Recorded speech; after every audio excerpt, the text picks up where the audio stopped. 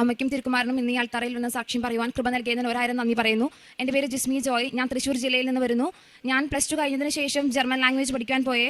അത് കഴിഞ്ഞ് എക്സാം എഴുതാൻ ഡേറ്റ് എടുത്തതിന് ശേഷം ഫുൾ തടസ്സങ്ങളായിരുന്നു എക്സാം പാസ്സാവാൻ. 2 മൊഡ്യൂൾ പാസ്സായതിനു ശേഷം സ്പീക്കിങ്ങും റൈറ്റിങ്ങും എനിക്ക് ഭയങ്കര ബുദ്ധിമുട്ടുള്ള മൊഡ്യൂൾസ് ആയിരുന്നു. അത് പാസ്സാവാൻ ഒത്തിരി ഞാൻ എഴുതിയായിരുന്നു, എന്നിട്ടും പാസ്സാവുന്നുണ്ടായില്ല. ഞാനപ്പോൾ 2 മൊഡ്യൂൾ വെച്ച് തന്നെ എൻ്റെ പ്രോസസ്സിംഗ് സ്റ്റാർട്ടാക്കിയായിരുന്നു. അപ്പോഴും എനിക്ക് ഇൻ്റർവ്യൂസൊക്കെ കിട്ടാൻ ഭയങ്കര ബുദ്ധിമുട്ടായിരുന്നു. 2 മൊഡ്യൂൾ വെച്ച് നഴ്സിംഗ് പോകാമെന്ന് വെച്ചത് ഭയങ്കര ഇച്ചിരി ബുദ്ധിമുട്ടുള്ള കാര്യമായിരുന്നു. അങ്ങനെ 2 മൊഡ്യൂൾ വെച്ച് പ്രോസസ്സിംഗ് സ്റ്റാർട്ട് ചെയ്ത് ശേഷം ഭയങ്കര ബുദ്ധിമുട്ടായിരുന്നു. അത് കഴിഞ്ഞ് ഞാൻ ഒരു ചേച്ചിക്ക് പ്രോസസ്സിംഗ് കൊടുത്തതിന് ശേഷം 6 മാസമായിട്ടും ഒന്നും വരാണ്ടായപ്പോൾ ഞാൻ ഇവിടെ വന്ന് 2025 മാർച്ച് 4-ാം തീയതി ഇവിടെ വന്ന് ഉടമ്പടി എടുത്തു. ഉടമ്പടി എടുത്തതിന് ശേഷം എനിക്ക് 10-ാം ദിവസം തന്നെ എനിക്ക് ജർമ്മൻ ലാംഗ്വേജ് പഠിപ്പിക്കാനായിട്ടുള്ള ട്യൂട്ടറായിട്ട് വാക്കൻസി കിട്ടി. അങ്ങനെ ഞാൻ പഠിപ്പിക്കാൻ കയറിയതിന് ശേഷം ഈ പ്രോസസ്സിംഗ് ഞാൻ കണ്ടിന്യൂ ചെയ്തായിരുന്നു. എന്നിട്ടും എനിക്ക് ഇൻ്റർവ്യൂസ് ഒന്നും കിട്ടാണ്ടായപ്പോൾ ഞാൻ ഒരു ദിവസം കൃപാസനത്തിൽ വന്ന് മാതാവിൻ്റെ അടുത്ത് പ്രാർത്ഥിച്ച് അച്ഛനെ കണ്ട് ബ്ലെസ്സിങ് മേടിച്ച് പിറ്റേ ദിവസം തന്നെ എനിക്ക് ആ പ്രോസസ്സിംഗ് ചെയ്യുന്ന ചേച്ചി എന്നെ വിളിച്ച് പറഞ്ഞു, മെയിൽ വന്നിട്ടുണ്ട്, അതും കോൺട്രാക്ട് അടക്കം അങ്ങനെ മെയിൽ വരാമെന്ന് വെച്ചാൽ അതും ഇൻ്റർവ്യൂ ഇല്ലാതെ കോൺട്രാക്ട് വരാം, അത് ഭയങ്കര ബുദ്ധിമുട്ടാണ്. മാതാവിൻ്റെയും ഉണ്ണീശോയുടെ അനുഗ്രഹത്താൽ മാത്രമാണ് എനിക്ക് ആ കോൺട്രാക്ട് കിട്ടിയത്. കോൺട്രാക്ട് വന്ന് പിന്നെ എനിക്ക് തടസ്സം വന്നത് VFSന് ഡേറ്റ് കിട്ടുന്നതിനായിരുന്നു. VFSന് ഡേറ്റ് എനിക്ക് നവംബർ 1-ാം തീയതി ആയിരുന്നു എനിക്ക് ജോയിൻ ചെയ്യേണ്ടത്. പക്ഷേ ഒക്ടോബർ ആയിട്ടും എനിക്ക് VFSന് ഡേറ്റ് കിട്ടുന്നുണ്ടായിരുന്നില്ല.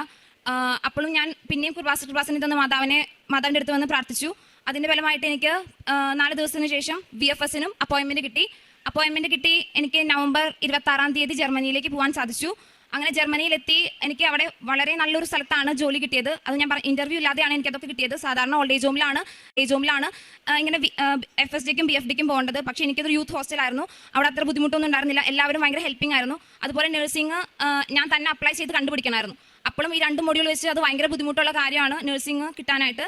അപ്പോൾ എനിക്ക് അവിടെയുള്ള എല്ലാവരും എന്നെ ഭയങ്കര ഹെൽപ്പിംഗ് ആയിരുന്നു. അത് മാതാവിൻ്റെ ഒരു അനുഗ്രഹമാണ്.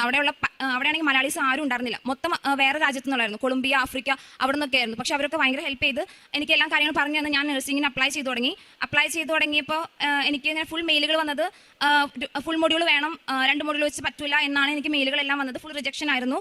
അതിനുശേഷം പിന്നെ വന്നതെന്ന് പറഞ്ഞാൽ എൻ്റെ അടുത്ത് നിന്ന് ഭയങ്കര ദൂരത്തുള്ള ഇൻ്റർവ്യൂസ് ആയിരുന്നു. എനിക്ക് ഡയറക്റ്റ് ഇൻ്റർവ്യൂവിന് അറ്റൻഡ് ചെയ്യാനായിരുന്നു വന്നത്.